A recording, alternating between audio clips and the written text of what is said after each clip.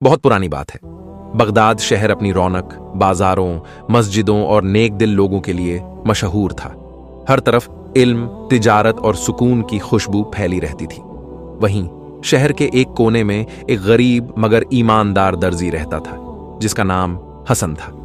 हसन दिन भर अपने छोटे से कमरे में सिलाई करता, शाम को मस्जिद में नमाज अदा करता और फिर घर लौटकर अपनी बूढ़ी मां की सेवा करता। उसका दिल बहुत साफ था। वह कभी किसी से धोखा नहीं करता था। लोग कहते थे, हसन के हाथों में बरकत है और उसके दिल में ईमान। एक दिन बगदाद में एक अमीर मुसाफिर आया। उसने बहुत कीमती कपड़ा लेकर हसन की दुकान पर दस्तक दी। भाई, मुझे यह कपड़ा देकर तुम्हें एक अमानत सौंपनी है, मुसाफिर ने कहा। हसन ने आदर से जवाब दिया।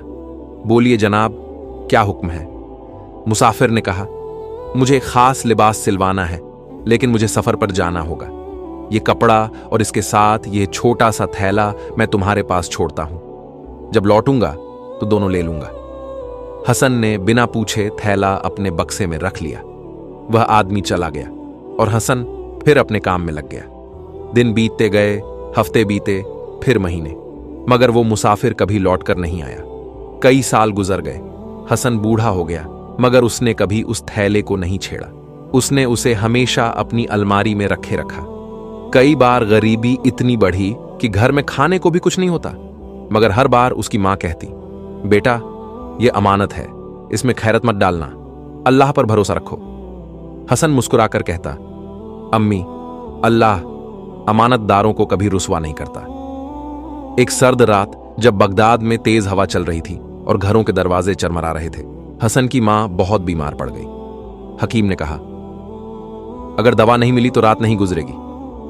हसन के पास पैसे नहीं थे। वह दुकान बंद कर चुका था। उसे याद आया, वो थैला, शायद उसमें पैसे हों। दिल में जंग छिड़ी। क्या मैं थैला खोल लूं या अमानत की हिफाजत करूं? उसकी आंखों में आंसू भर आए। वो बोला, ऐ अल्लाह, तू गवाह है, अगर मेरी मां की जान इस अमानत से बच सकती है तो मुझे माफ कर देना। उसने थैला खोला। अंदर सोने के सिक्के, एक चिट्ठी और एक चांदी की अंगूठी थी। चिट्ठी पर लिखा था, जो भी इस अमानत का सही रखवाला होगा, मैं लौटकर उसकी ईमानदारी का इनाम दूंगा। हसन कांप गया। उसने सिक्कों की तरफ देखा, मगर एक सिक्का भी हाथ में नहीं लिया। थैला फिर बंद किया, अलमारी में रखा और मां के लिए मस्जिद जाकर सजदा किया। या अल्लाह, तू ही दवा है, तू ही शिफा है। अगली सुबह जब सूरज निकला तो मां की तबीयत कुछ बेहतर हो गई। हसन ने अल्लाह का शुक्र अदा किया और अपने काम पर लौट गया। कुछ दिनों बाद दुकान के बाहर वही अमीर मुसाफिर खड़ा था। वो अब बूढ़ा हो चुका था, लेकिन उसकी आंखों में चमक थी। भाई हसन, वह पुकारा। हसन हैरान हुआ।